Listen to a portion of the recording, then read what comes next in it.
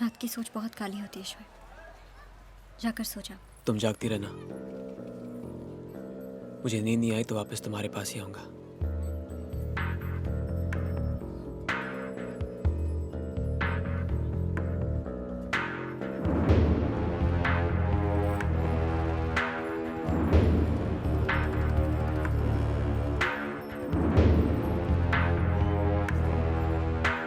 सुल्तान भाई कहाँ जा रहे? हम चलते हैं ना साथ में। हाँ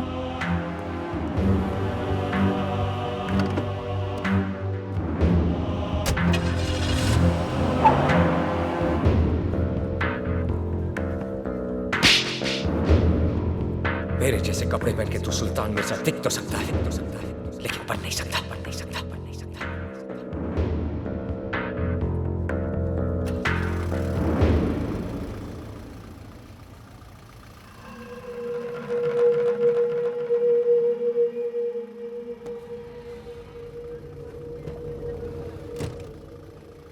अंदर आ जाओ। तो दुश्मन है। दोस्त ने हाथ उठाया है, दुश्मन बढ़ा रहा है। सोचो मत, बैठ जाओ।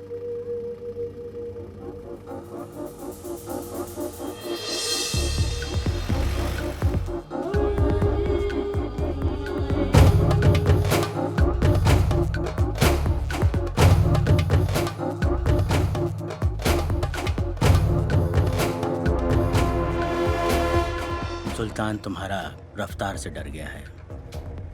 उसको मालूम है कि तुम अपना रास्ता खुद बनाएगा, इसलिए तुम्हारा हिम्मत को बढ़ाने की बजाय वो तुमको दबाना चाहता है। वो बदलाव से डरता है। अगर हमें आगे बढ़ना है तो सुल्तान को रास्ते से हटाना होगा। फैसला तुम्हारा है। याद रखना, जो वक्त से हाथ नहीं मिलाता वो वक्त गुजर जाने के बाद अपना सिर पकड़ के रोता है।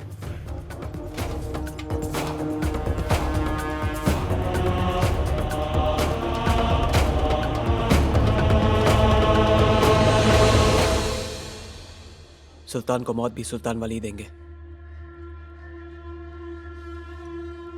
कल उसकी रैली है, लेकिन वहां पे शोर नहीं, मातम की खामोशी होगी। लेकिन याद रहे, अगर सुल्तान बच गया तो हम सब खत्म।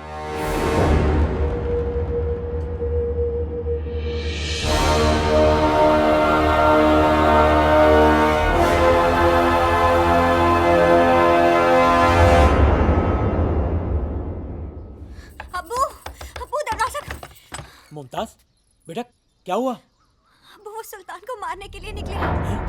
आप कुछ कीजिए, रोकिए उन्हें, हमें बहुत डर लग रहा है। तुम घर जाओ, मैं कुछ करता हूँ। हाँ?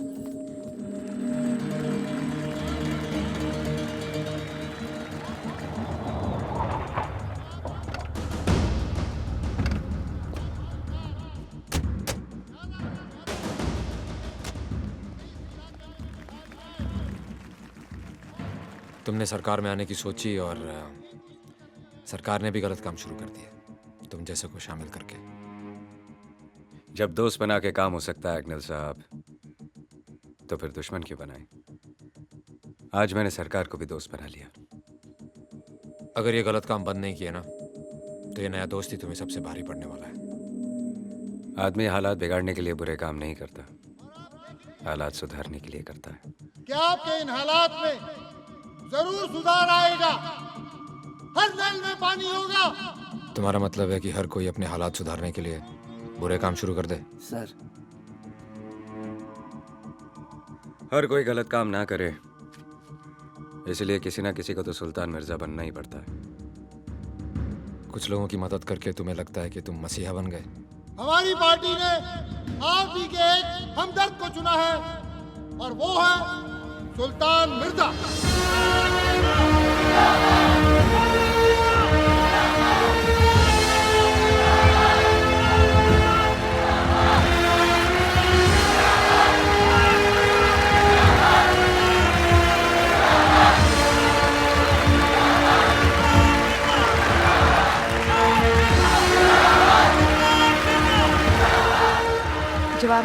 साहब या कोई और सवाल है मन में?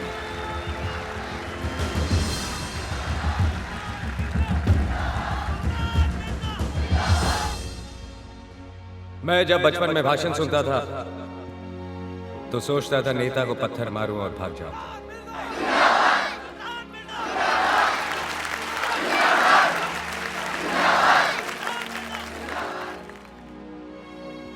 लाउड स्पीकर की आवाज सुनकर कभी अमीरों ने जमघट नहीं लगाया, गरीब ही हमेशा खींचे चले आते हैं, ये सोच के कि आज उनके मतलब की बात होगी।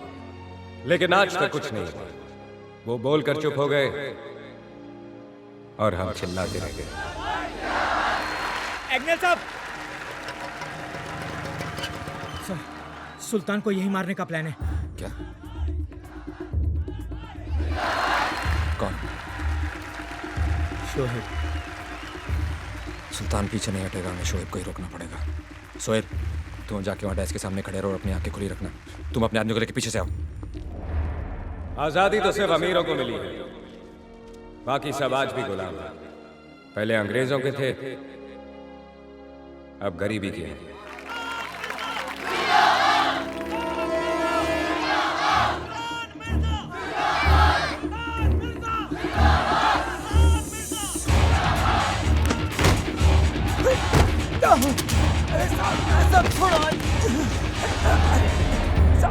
हर किताब की किस्मत में लाइब्रेरी नहीं होती, कुछ किताबें कबाड़ी की दुकान पे भी मिलती हैं। हम सब उन किताबों में से हैं।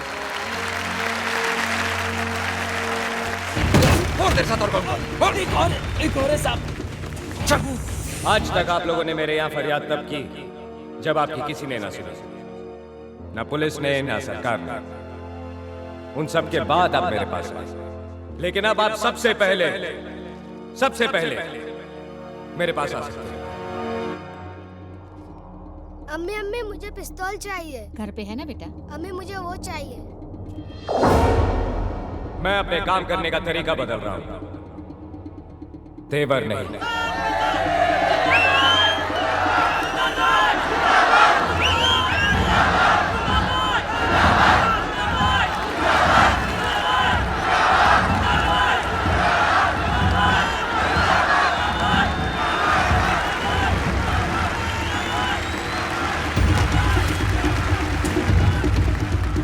ये सारी जगह सील कर दो।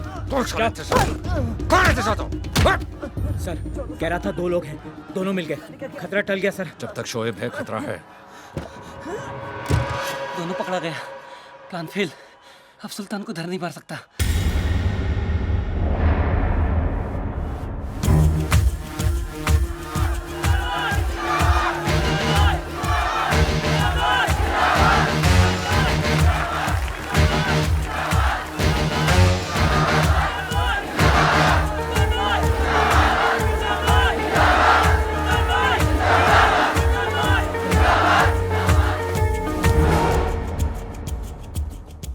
मैं आया यहाँ अपने लिए जरूर था,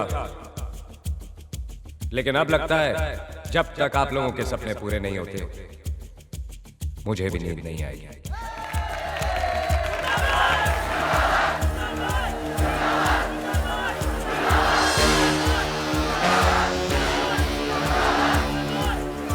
चलता हूं, दुआ में याद रखना। सुल्तान भाई, ऐसा नहीं, रेहाना जी को बुलाइए।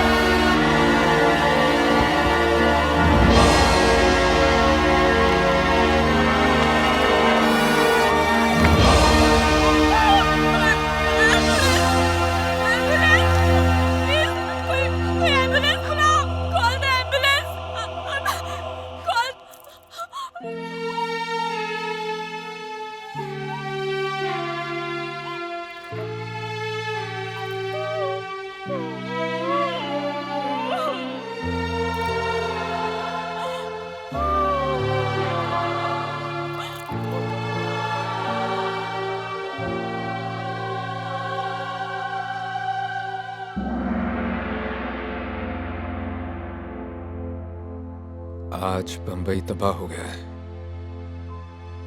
वो बंबई जो सुल्तान की महबूबा थी, जिसे शोएब अपने काबू में रखना चाहता था, और मैं महफूज। सही और गलत के बीच चुनना आसान है, लेकिन दो गलत लोगों में से एक चुनना बहुत मुश्किल। और यही मैं चूक गया। माफिया अकेली जिम्मेवार नहीं है शोएब को बनाने में, पुलिस भी उतनी ही गुनहगार है। और आज 18 साल बाद वो इतनी दूर निकल गया है कि उस तक पहुंचना भी नामुमकिन है। हिंदुस्तान में ना रहकर भी वो बंबई पे राज करता है।